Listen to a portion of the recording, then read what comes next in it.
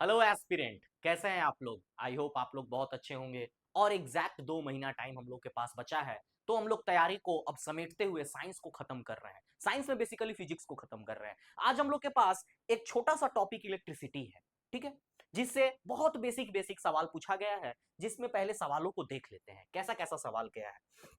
देखिए, विच of the following is not correctly matched, कौन इसमें सही मैच नहीं किया गया है। वोल्ट मीटर क्या करने का काम करता है? एमीटर, पोटेंशियोमीटर, गैल्वेनोमीटर और मोर। चेक करना है इसमें कि आपको वोल्ट मीटर पोटेंशियल डिफरेंस सही है। एमीटर इलेक्ट्रिक करंट को सही करता है। पोटेंशियोमीटर इलेक्ट्रोमोटिव फोर्स, यहीं पर। गैल्वेनोमीटर इलेक्ट्रिक रेजिस्टेंस, यहीं पर आपको फंसाया गया है। ठीक है, तो आप लोग को इस तरह से देखिए कितना बेसिक सवाल है। सिर्फ इंस्ट्रूमेंट का नाम याद रखना है, सवाल को देखो बस, इस सबका उत्तर आपको लेक्चर में मिलेगा। पूरे लेक्चर को देखिए फिर मिलेगा, हम अभी उत्तर नहीं बता रहे हैं। आप लोग बस सवाल को देखो किस तरह का सवाल पूछा गया है। The device use to measure electric current, यही सवाल था। अगर जो बच्चा यहाँ पर एमीटर पढ़ के गया होगा, वोल्ट मीटर, हम अभी नहीं बता रहे हैं कौन सा उत्तर सवाल है, लेकिन जो पढ़ के गया होगा उस सवाल को बना दो कि पहले इस क्वेश्चन को पूछा गया था 66 में, उसके बाद इस क्वेश्चन को पूछा गया। ठीक है, इलेक्ट्रिक मोटर कौन सी एनर्जी को किस में कन्वर्ट करता है, ये सवाल। और एसी करंट जो प्रोड्यूस होता है वो चौक कॉइल से होता है, डायनोमो से होता है या फिर ट्रांसफार्मर से होता है। देखिए सवाल सिर्फ और सिर्फ इसमें क्या है, बहुत बेसिक सवाल है। बस आपको थोड़ा सा इलेक्ट्रिसिटी के बारे में जानकारी होना चाहिए, न्यूमेरिकल सॉल्व नहीं करना है यहाँ। आइए देखते हैं, विच of the following is the resistance of wire. यहाँ पर ओम्स लॉ जो पढ़ कर गया होगा, ये ओम्स लॉ से सवाल है। ये कौन कब का है?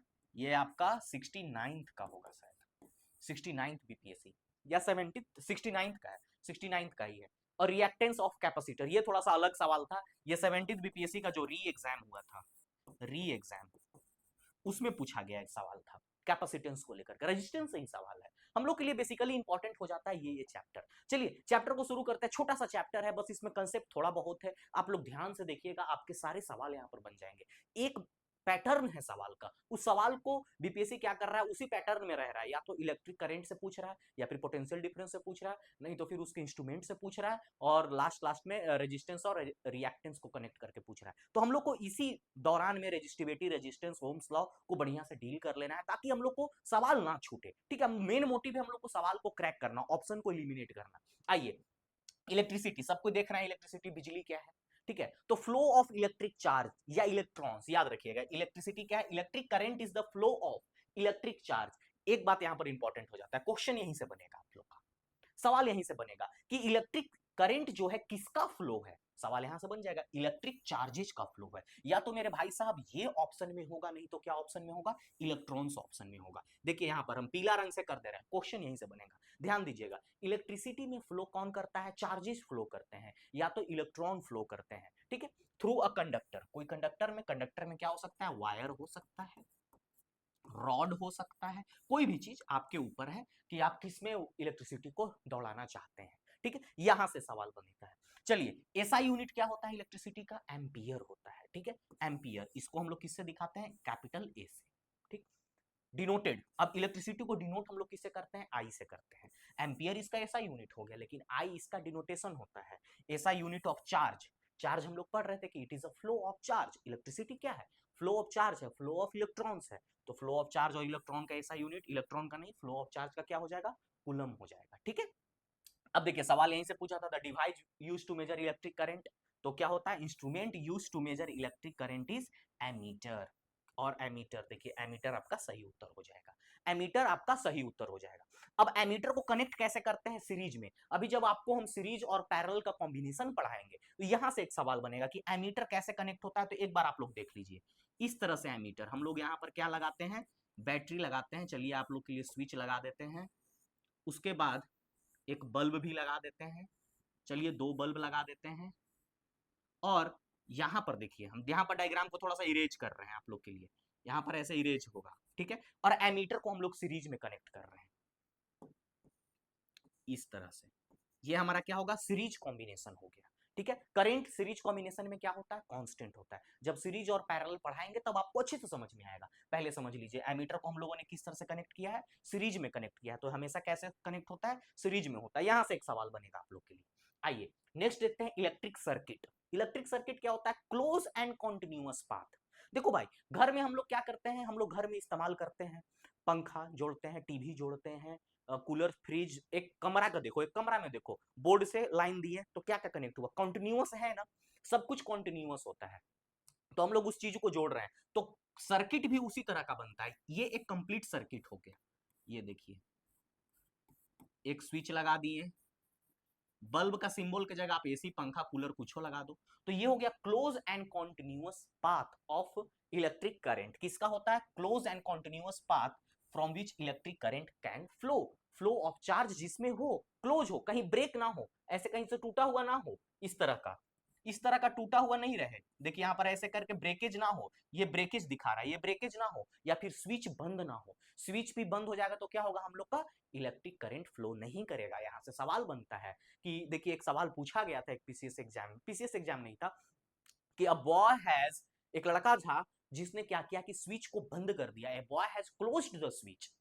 तो बताइए इस स्टेटमेंट के आधार पे कि वो एक क्लोज सर्किट है या ओपन सर्किट है।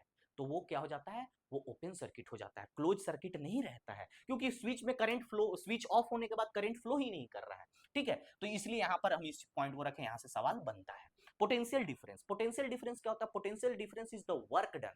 अगर मान लीजिए कोई एक ऑब्जेक्ट है, ए ऑब्जेक्ट यहां रखा हुआ है, उसको उठा करके आप बी पॉइंट पे ले जाइएगा, तो ले जाने में भाई जो तुम वर्क किए हो वही क्या है, तुम्हारा पोटेंशियल डिफरेंस है। यानी potential difference is a work done to bring a charge from one point to another point. ऐसे समझो भाई, इसको मिटाते हैं, यहां पर समझो क्या है पोटेंशियल डिफरेंस। कोई एक यहां पर पॉइंट है, ए पॉइंट है और एक बी पॉइंट है, एक चार्ज ए पॉइंट पे रखा हुआ है। ठीक है, इस चार्ज को, ये सी कूलम का चार्ज है, इसको मान लीजिए एक कूलम का चार्ज है, इसको उठा करके बी पॉइंट पे लाने में जो मेहनत किया गया, जो वर्क किया गया, वही क्या होता है, potential difference. It is the work done. ये क्या है, वर्क डन है to move a unit charge from one point to another point in electric field. यानी इलेक्ट्रिक फील्ड, इलेक्ट्रिक सर्किट में, इलेक्ट्रिक फील्ड में हम लोग इस चार्ज को मूव कराते हैं, वो हमारा क्या होता है, पोटेंशियल डिफरेंस होता है। पोटेंशियल डिफरेंस को हम लोग किससे डिनोट करते हैं, भी से करते हैं। हमने अभी क्या पढ़ा, V is equal to work done to move a unit positive charge, तो यानी work done is equal to W by Q। ये हम लोग का होता है फॉर्मूला। हाँ देखिए इधर लिखा हुआ है, work V is equal to W by Q, work done by charge. ठीक है, पोटेंशियल डिफरेंस भी यहाँ पर क्या है, पोटेंशियल डिफरेंस, W क्या है, वर्क डन। वर्क डन का आप लोग को पता है, वर्क डन क्या है, इसका ऐसा यूनिट क्या होगा, जूल, क्योंकि ये क्या है, work done by an object. फिर से देखना ध्यान से, it is a work done to move a charge, charge को ले जाने में वर्क डन किया गया है, तो ये वर्क डन का ऐसा यूनिट क्या होता है, जूल होता है। क्यू क्या हो गया, हमारा चार्ज, इसका ऐसा यूनिट पीछे पढ़ चुके थे, कूलम होता है। ऐसा यूनिट इसका क्या होता है, पोटेंशियल डिफरेंस का, वोल्ट होता है। बोलते हैं ना, मुझे लगा 440 वोल्ट का झटका, वही वोल्ट वाला है। अब इंस्ट्रूमेंट को हम लोग किससे मेजर करते हैं, कौन सा इंस्ट्रूमेंट को, तो वोल्ट मीटर। एक वोल्ट मीटर हमारा इंस्ट्रूमेंट होता है, उसको हम लोग कनेक्ट करते हैं पैरेलल में। अब इसका बोलोगे सर सर्किट डायग्राम बना दीजिए, ठीक है, देख लीजिए किस तरह से सर्किट डायग्राम होता है इसका। ये हमारा क्या है, बैटरी है, स्विच है,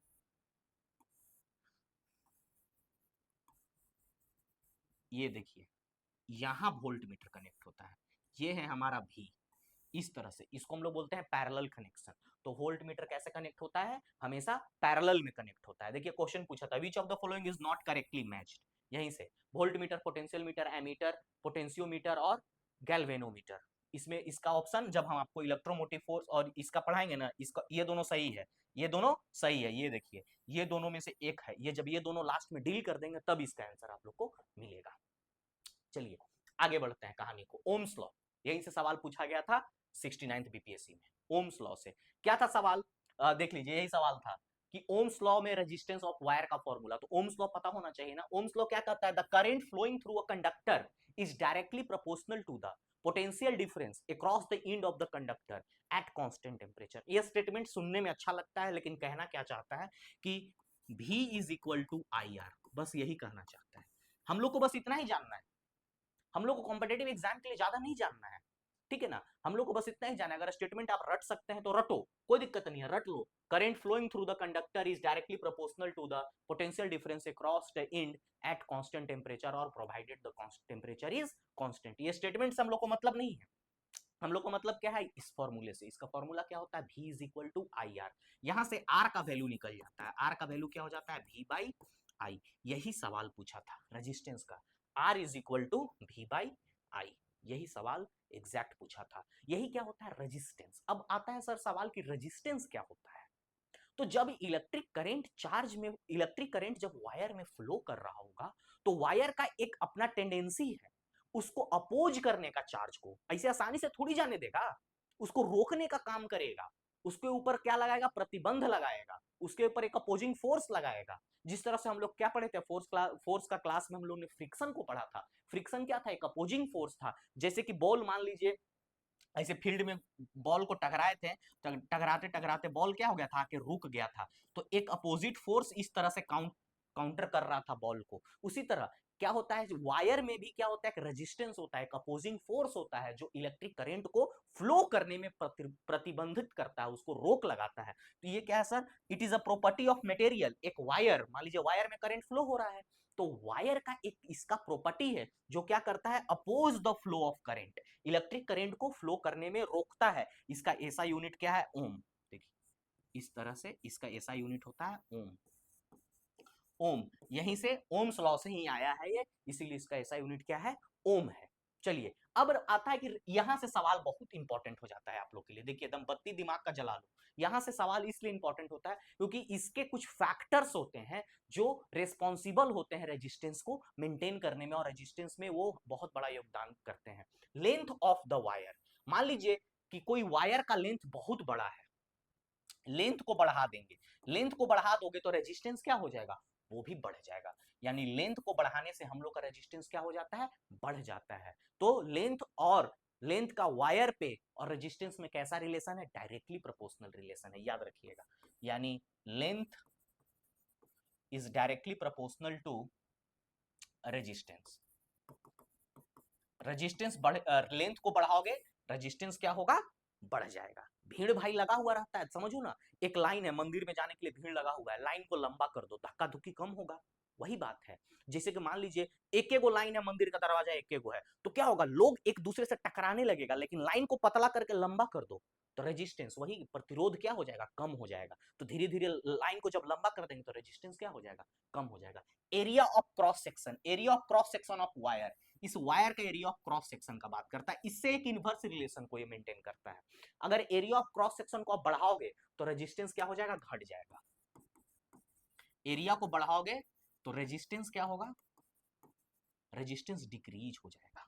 इनवर्स रिलेशन मेंटेन करता है, ठीक है ना। एरिया ऑफ क्रॉस सेक्शन को बड़ा कर दो, ठीक है, एरिया ऑफ क्रॉस सेक्शन को बड़ा कर दो, यानी मंदिर का जो दरवाजा था, राह था, इतना पतला था, मंदिर का जो राह था उसको चौड़ा कर दो, रेजिस्टेंस नहीं घट जाएगा, रेजिस्टेंस घट जाएगा ना। उसी तरह से है, ठीक है, इनवर्स रिलेशन रहता है। मटेरियल, मटेरियल पे भी डिपेंड करता है। जो हम लोग बोलते हैं कि लोहा का वायर रखो, एक सोना का वायर रखो, है ना, उसमें क्या होगा, सोना का वायर में रेजिस्टेंस बहुत कम होता है, लोहा का वायर में रेजिस्टेंस बहुत ज्यादा होता है। तो मटेरियल पर डिपेंड करता है। टेम्परेचर पर भी डिपेंड करता है रेजिस्टेंस, टेम्परेचर को बढ़ा दोगे, ये सभी रिलेशन पूछा जाता है, दिखाएंगे आप लोगों को किस तरह से रिलेशन पूछा है, डायरेक्टली रिलेशन, अब डायरेक्टली और यूनिवर्सली के फॉर्म में रिलेशन को पूछता है उस तरह से। देखिए टेम्परेचर, टेम्परेचर को बढ़ा दीजिएगा, टेम्परेचर को बढ़ा दीजिएगा तो रेजिस्टेंस भी क्या हो जाएगा, बढ़ जाएगा, यानी वो डायरेक्टली रिलेशन होता है। यानी टेम्परेचर इंक्रीज तो रेजिस्टेंस भी इंक्रीज, ठीक है। यहां पर ये सवाल था। अब रेजिस्टिविटी क्या होता है सर, तो रेजिस्टेंस कितना है कौन बताएगा, रेजिस्टिविटी बताएगा। यानी resistivity is the measure of resistance. Resistance है कितना इस वायर में, वो उसको बताएगा कौन, रेजिस्टिविटी बताएगा। तो resistivity is the property of material that tell how strongly material opposes the flow of electric current, यानी कितना ज्यादा रेजिस्टेंस है उसमें, बताएगा कौन, रेजिस्टिविटी बताएगा, ठीक है।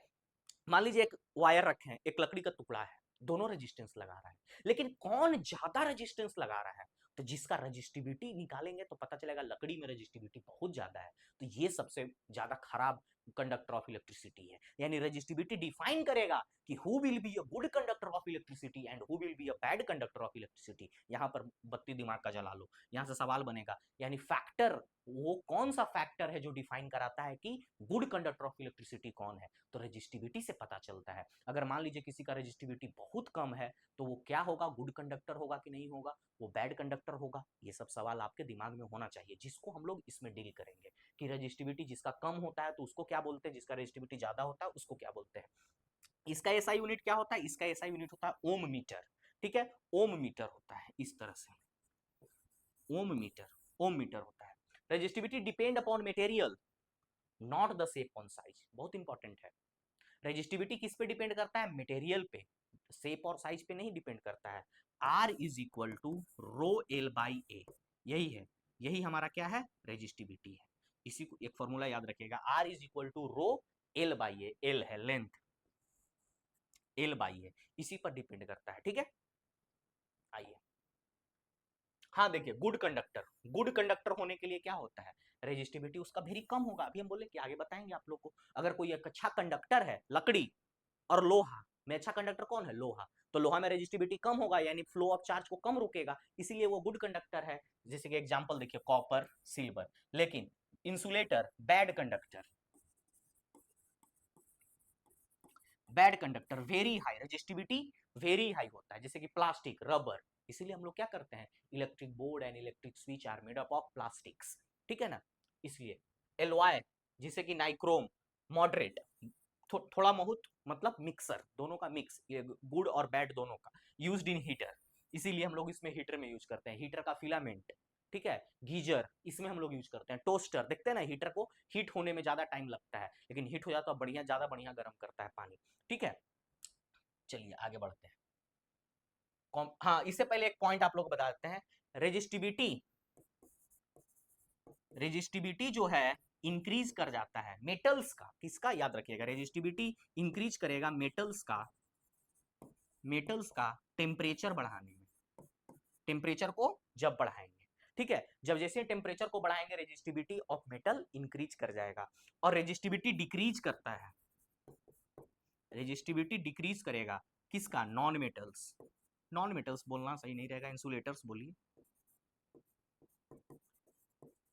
इंसुलेटर्स या सेमीकंडक्टर, सेमी को टेम्परेचर बढ़ाने में, ये पॉइंट को यहां से सवाल बनता है।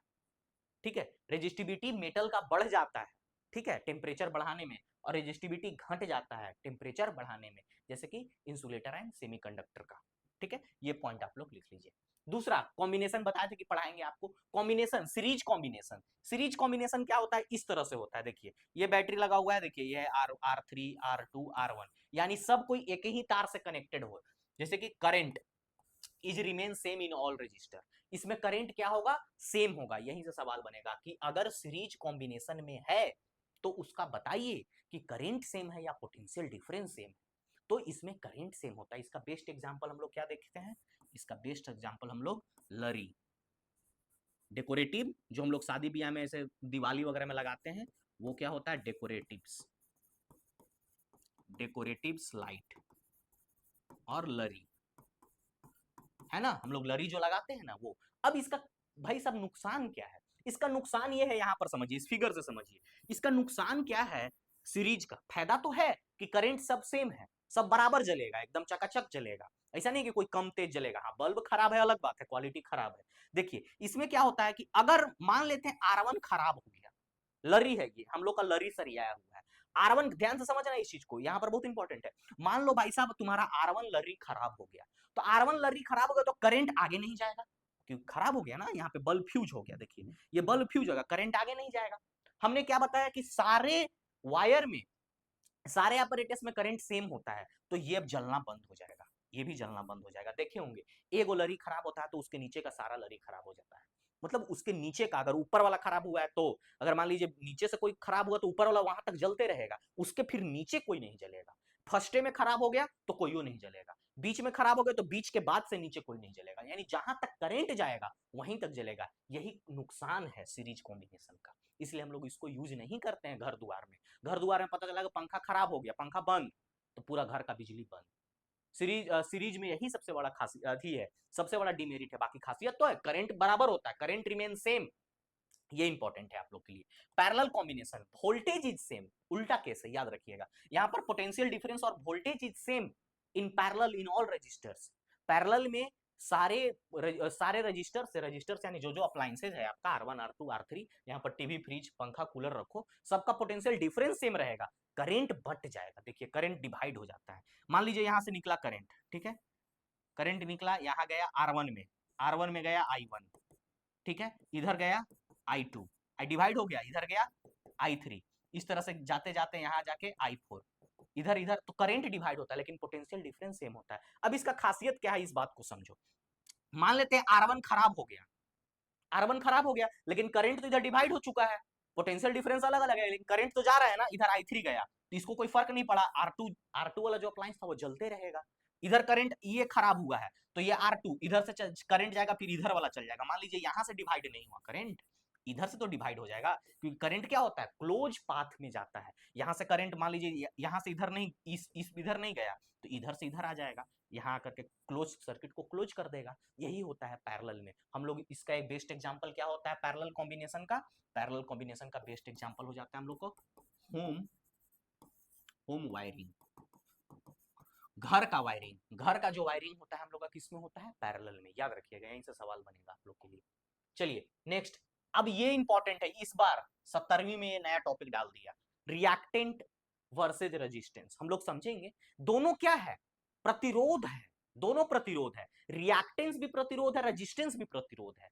रेजिस्टेंस प्रतिरोध है दोनों के लिए, अभी समझाते हैं दोनों के लिए, किसके किसके लिए, तो डीसी करंट के लिए भी, एसी करंट के लिए भी। लेकिन रिएक्टेंस जो प्रतिरोध है वो सिर्फ और सिर्फ एसी करंट के लिए, यानी बिजली के लिए है, और रेजिस्टेंस जो है वो डीसी और एसी दोनों के लिए। ये दोनों में फर्क है, ठीक है, देखिए समझ के।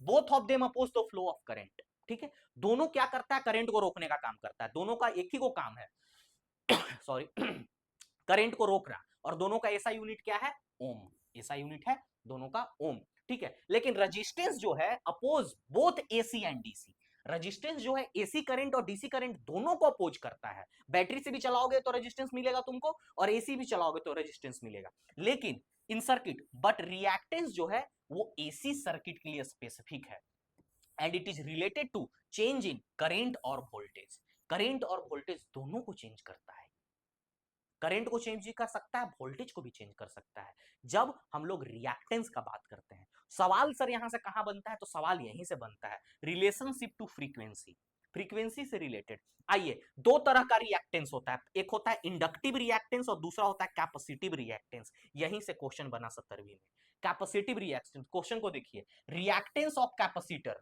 यानी कैपेसिटर किसको बोलते हैं हम लोग, कैपेसिटर को समझो भाई। पहले पंखा है तुम्हारा, पंखा में क्या बोलते हैं हम लोग, एक कंडेंसर होता है, वो कैपेसिटर का तरह काम करता है। उसमें क्या होता है, उसमें चार्ज, उसमें इलेक्ट्रिक करंट स्टोर होता है, वो एनर्जी को स्टोर करता है। ये क्या करता है, स्टोर एनर्जी। पंखा को इंस्टेंट एनर्जी देता है। मान लीजिए, आप बात को समझिए, कैसे कैसे समझाते हैं आप लोग को।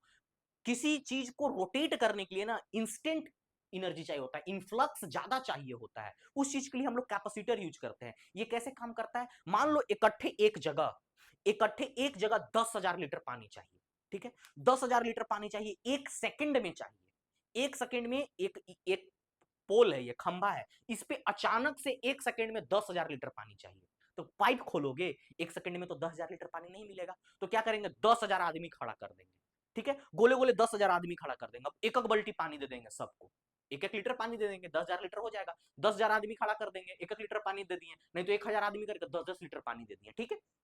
1,000 आदमी खड़ा कर दिए इस खंभे के सामने, और बोले कि सबको 10-10 लीटर पानी दे दिए, बोले कि जैसे हम गो बोलेंगे ना, हचाक मनी पानी फेंक देना इसके ऊपर, इसको अचानक से 1,000 10,000 लीटर पानी मिल गया। वही काम करता है कैपेसिटर, जो आपके पंखे के अंदर कंडेंसर लगा हुआ वही काम करता है, खचाक मनी एनर्जी देता है, किसको, पंखा को रोटेट करने के लिए। तो वही रिएक्टेंस ऑफ कैपेसिटर पूछ रहा है, रिएक्टेंस ऑफ कैपेसिटर, तो इसके कैपेसिटर एसी से चल रहा है, एसी करंट में है, तो वहां से अब बोलोगे सर इन्वर्टर से चलाता, तो इन्वर्टर भी क्या करता है, इन्वर्टर भी कन्वर्ट करता है डीसी को एसी में, ठीक है। अब आइए, चलिए कहानी को समझिए। तो इंडक्टिव रिएक्टेंस जो क्या होता है, reactance is directly proportional to frequency, frequency से क्या होता है, डायरेक्टली प्रोपोर्शनल होता है। लेकिन कैपेसिटिव रिएक्टेंस जो होता है इनवर्सली प्रोपोर्शनल टू फ्रीक्वेंसी। याद रखिएगा, सी का जो रिलेशन होता है कैपेसिटिव फ्रीक्वेंसी का, वो क्या होता है, इनवर्स रिलेशन, यानी capacitive frequency is inversely proportional to frequency F. ये यही तो क्वेश्चन पूछा था, inversely proportional to the square root, नहीं, inversely proportional to the frequency, यही आपका उत्तर हो जाएगा। ये 70th बीपीएससी का क्वेश्चन है, ये पढ़ाया हुआ क्वेश्चन था। चलिए आइए अब हीटिंग इफेक्ट, हीटिंग इफेक्ट यहां से सवाल बहुत पूछता है। व्हेन, अब देखिए हीटिंग इफेक्ट क्या होता है, कि जब मान लीजिए इलेक्ट्रॉन फ्लो कर रहा है वायर में, इलेक्ट्रॉन जब फ्लो कर रहा है तो वो क्या करेगा, वो एक एनर्जी को जनरेट करेगा, फ्रिक्शनल एनर्जी को जनरेट करेगा। उसी एनर्जी को हम लोग क्या बोलते हैं, हीटिंग इफेक्ट और जूल्स हीटिंग। ठीक है, the current flows through the register, heat is produced. अगर आप हाथ में भी ऐसे ऐसे इलेक्ट्रॉन कैसे फ्लो कर रहा है, धक धक धक धक धक धक फ्लो कर रहा है, तो आप उंगली पे ऐसे ऐसे करो, तुम्हारा हाथ गर्म हो जाएगा, ये ऐसे ऐसे ऐसे ऐसे करके इलेक्ट्रॉन जा रहा है, तो यहीं पे हीट प्रोड्यूस होता है। हीट को हम लोग क्या, फॉर्मूला क्या है हमारा, H is equal to I square RT। इसका एग्जांपल क्या हो गया, electric heater, iron, geyser, bulb में कौन हीट होता है, टंगस्टन हीट होता है। फ्यूज वायर, फ्यूज का वायर देखिएगा, फ्यूज वायर का लो मेल्टिंग पॉइंट होता है। जैसे ही मान लीजिए अचानक से बिजली आ गया, तेज तेज पोटेंशियल डिफरेंस का, ठीक है, तो वो क्या होता है, फ्यूज वायर इस तरह का वायर होता है और ऐसे यहां से ब्रेक हो जाता है। ठीक है ना, ताकि आपके सारे अप्लायंसेस सेफ हो। इसका एसआई यूनिट क्या होता है, जूल होता है। ठीक है, हीटिंग इफेक्ट का। फ्यूज, फ्यूज क्या है, एक सेफ्टी डिवाइस है, जो जो किससे मिलकर बना रहता है, टीन प्लस लीड। यहां से क्वेश्चन बनता है, फ्यूज किससे मिलकर बना रहता है, टीन प्लस लीड। इसका लो मेल्टिंग पॉइंट होता है, ये क्या करता है, ब्रेक कर जाता है। क्यों ब्रेक होता है, ये खुद को सुसाइड में डाल देता है आप, ताकि आपके घर के सारे अप्लायंसेज सेफ रहे। ठीक है, अब आते हैं इलेक्ट्रिक पावर। इलेक्ट्रिक पावर क्या होता है कि किस रेट पे आपने इलेक्ट्रिकल एनर्जी को कंज्यूम किया है, the rate at which electrical energy is consumed. ठीक है, उसको और कन्वर्टेड इनटू अनदर फॉर्म, या तो आपने कंज्यूम किया है या आपने उसको अनदर फॉर्म में कन्वर्ट किया। अनदर फॉर्म में कन्वर्ट करने का मतलब हीट के फॉर्म में कन्वर्ट किया है, तो उसको हम लोग क्या बोलते हैं, electric power. Power is equal to क्या होता है, V into I. SI unit इसका क्या होता है, वॉट। एसआई यूनिट वॉट होता है। इसका कुछ कन्वर्जन यूनिट याद रखिए, 1 किलोवाट में कितना होता है, 1000 वाट होता है। 1 मेगावाट में कितना होता है, 10 टू द पावर 6 वाट होता है, मेगा। ठीक है, SI unit of energy in electrical energy consumption. हम लोग जो घर में इलेक्ट्रिकल एनर्जी कंजप्शन करते हैं उसमें एसआई यूनिट। एनर्जी क्या होता है, पावर इनटू टाइम, यानी पावर कितने एनर्जी पावर का आपने इलेक्ट्रिक पावर लिया और कितने देरी तक लिया, वो इसका एसआई यूनिट जूल होता है। ठीक है, इसका वॉट होता है, इलेक्ट्रिक पावर का एनर्जी जूल होता है, लेकिन इलेक्ट्रिकल पावर एनर्जी का कंजप्शन हमारे घर में, उसको हम लोग किसमें मेजर करते हैं, जूल में। तो 1 किलोवाट में कितना जूल होता है, 3 into 10 to the power 6 joule. यहां से सवाल पूछा जाता है। 1 किलोवाट को देखो ना, तोड़ो ना, 1 किलोवाट यानी 1000 वाट, और किलोवाट आवर, आवर को तोड़ो सेकंड में 300, इसको मल्टीप्लाई करो 3 into 10 to the power 6 joule. ठीक है, हम लोग इसको कौन से होम अप्लाई, होम होम लिखो या कॉमर्शियल, हम लोग इसमें मेजर करते हैं यूनिट। हम लोग जो बोलते हैं ना 1 यूनिट 2 यूनिट, तो वो हम लोग किसमें यूनिट मेजर करते हैं, जूल में मेजर करते हैं। ठीक है, उसी को कन्वर्ट करते हैं। यही था हम लोग का लेक्चर, इसमें इसमें और कुछ ज्यादा था नहीं। आई होप ये कहानी आप लोग को अच्छा लगा होगा, ये इतना ही इंफॉर्मेटिव था, इससे ज्यादा नहीं करना है। अब हम लोग को थोड़ा सा बच गया है क्या, मैग्नेटिज्म का थोड़ा सा बच गया है, उसमें थोड़ा बहुत ग्रेविटेशन बच गया है, फ्री फॉल का कंडीशन बच गया। देखे थे किसी बीपीएससी पूछ दिया था कि फ्री फॉल में आसमान में उड़ाओगे तो जमीन पे क्या होगा, ये सब सब फ्री फॉल का बेसिक सवाल है, सब बेसिक सवाल है। फिजिक्स का इतना टफ नहीं करना है, ये सिर्फ 10th एनसीईआरटी 10th है, कुछ नहीं है। 8 का थोड़ा बहुत कंसेप्ट लिया हुआ है, तो वहीं से बाहर तो जाता नहीं है। एक आध क्वेश्चन तो भाई पूछेगा ही पूछेगा, जैसे कि कैपेसिटेंस का कोई इंस्टीट्यूट कोई नहीं पढ़ाया होगा। ठीक है ना, ये चीज कोई पढ़ाता ही नहीं है। रिएक्टेंस कौन पढ़ाता है, ये सिर्फ सिर्फ और सिर्फ 12th क्लास के बच्चों को जानकारी होगा, जो जो भूल गए होंगे 4 साल बाद, जो तैयारी कर रहे होंगे अभी। ठीक है ना, तो ये 12th क्लास के फिजिक्स में था, रिएक्टेंस, कैपेसिटेंस। ठीक है, हम लोग इस तरह से वहां पर पढ़ते थे। चलिए, बाकी आप लोगों को किसी तरह का कोई कष्ट हो, आप लोग इस पे कांटेक्ट करिए, हमारे कांटेक्ट नंबर पे, हमारे व्हाट्सअप नंबर भी है, हमारे सिविल संग्राम के वेबसाइट पे भी कांटेक्ट कर सकते हैं, वहाँ पर इन्फॉर्मेशन मिल जाएगा आपको। और किसी तरह का कोई समस्या हो टेलीग्राम चैनल पे, और इसका पीडीएफ और इसका डिटेल नोट कहाँ मिल जाएगा आपको, टेलीग्राम चैनल पे मिल जाएगा। आई होप आप लोग इसी तरह पढ़ते रहो, हंसते रहो, मुस्कुराते रहो। किसी तरह कोई डाउट हो कांटेक्ट करो और हमें जरूर बताओ। इसी तरह से हंसते रहिए, मुस्कुराते रहिए, और गर्मी में खुद को हाइड्रेटेड रखिए। Keep smiling, study hard. Very very thank you.